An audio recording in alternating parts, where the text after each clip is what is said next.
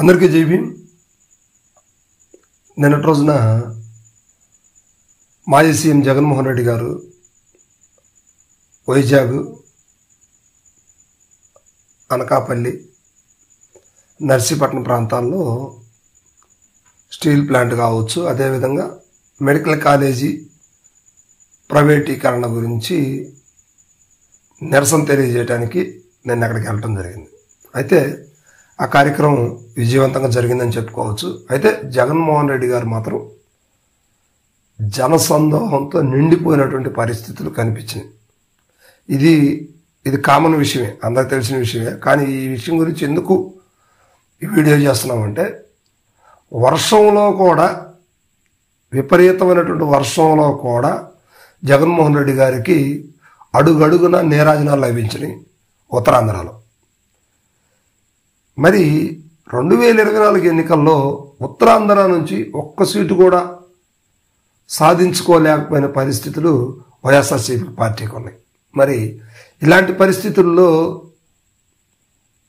మరి నిన్న జరిగినటువంటి సభలకి అంత కిక్కిరిసిపోయేటువంటి జనం రావటం ఏంటి కొంచెం ఆశ్చర్యమే అనుకోవచ్చు.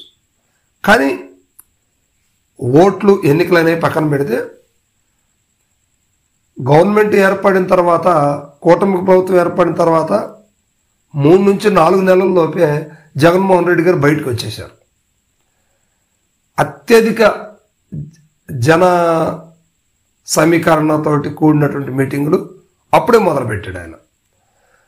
జనాల్లో విపరీతమైనటువంటి జనాదరణ కలిగి ఉన్నటువంటి మనిషిగా గుర్తింపు వస్తుంది. సో ఇప్పుడు జగన్మోహన్ రెడ్డి గారు ఏ మీటింగ్ పెట్టినా, ఎక్కడికి వెళ్ళినా కూడా జనాలు మాత్రం విపరీతంగానే వస్తానున్నారు. లా అండ్ ఆర్డర్ సమస్య ఖచ్చితంగా ఏర్పడే అవకాశాలు ఉన్నాయి. సో దీన్ని బట్టి చూస్తే నెక్స్ట్ జగన్మోహన్ రెడ్డి గారికి ఫ్యూచర్ ఉందా అనే విధంగా జనాలు అయితే విపరీతంగా వస్తున్నారు. కానీ ఇది ఆంధ్రప్రదేశ్కి సంబంధించినటువంటి విషయం. ఆంధ్రప్రదేశ్ ప్రజల యొక్క భవిష్యత్తు, ఆంధ్రప్రదేశ్ ప్రజల యొక్క ఆరోగ్యానికి సంబంధించినటువంటి అంశంగా పరిగణలోకి తీసుకుని కొంతమంది ప్రజలైతే ముందుకు వచ్చిన పరిస్థితులు కనిపిస్తున్నాయి. మొత్తానికి తెలుగుదేశం పార్టీ తీసుకున్నటువంటి, కూటమి తీసుకున్నటువంటి నిర్ణయానికి ఆంధ్రప్రదేశ్ ప్రజలు పెద్దగా ఇష్టమైతే చూపించట్లేదు. ఎందుకంటే వైఎస్ఆర్సీపీ నిర్మించినటువంటి 17 మెడికల్ కాలేజీల్లో ఒక 6-7 కాలేజీలు ఆల్రెడీ స్టార్ట్ అయ్యి క్లాసులు కూడా జరిగిన పరిస్థితులు ఉన్నాయి. అలాంటి కాలేజీని ఇప్పుడు ప్రైవేటీకరణ చేయడం అనేది, ప్రైవేట్ పరం చేయడం అనేది ఖచ్చితంగా చాలా ఇబ్బందికరమైనటువంటి పరిస్థితి. రాష్ట్ర ప్రజలు దీన్ని గమనిస్తూనే ఉన్నారు.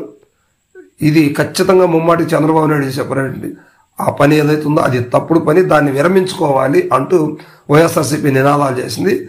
జగన్ని పొగడ్తలతోటి, జనాదరణతోటి ముంచెత్తారు ఉత్తరాంధ్ర ప్రజలు.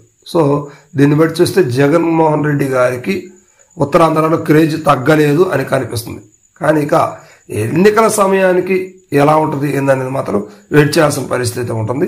సో మొత్తం మీద నర్సీపట్నానికి వెళ్ళినటువంటి ఆ సభ కార్యక్రమం ఏదైతే ఉందో అది సూపర్ సక్సెస్ అని చెప్పుకోవచ్చు.